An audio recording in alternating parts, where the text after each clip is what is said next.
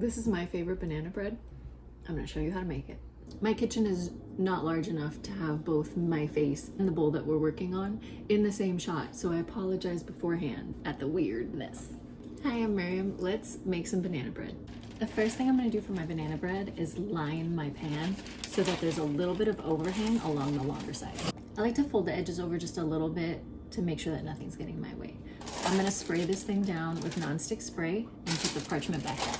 Now that my oven's preheated and my pan is ready, I'm gonna get started on the batter. I hate sifting. So instead of sifting, I'm just gonna whisk the dry ingredients. This banana bread has like a sugary crumble topping on top. I wanna make sure to do that before I forget. Can we pause for a moment and appreciate this cat resting on my yoga mat?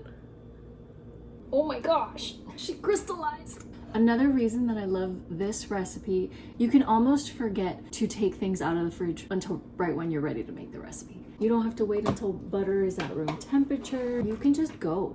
I think I found this recipe in a magazine like decades ago, and I made it for, at the time we were going to a church, I made it for the pastor's birthday or something. And I remember like the following year, he was like, you can just make that bread. And every time I make this bread, it makes me think of them. You can add to this if you like walnuts in here, if you like chocolate.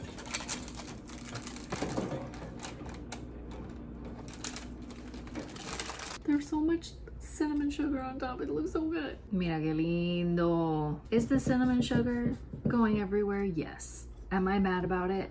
A little bit. And that's my favorite banana bread recipe. Now I have to eat a piece and text a picture to my mom. Even with all that sugar on top, it's like not too sweet. She's just so good. Buen provecho.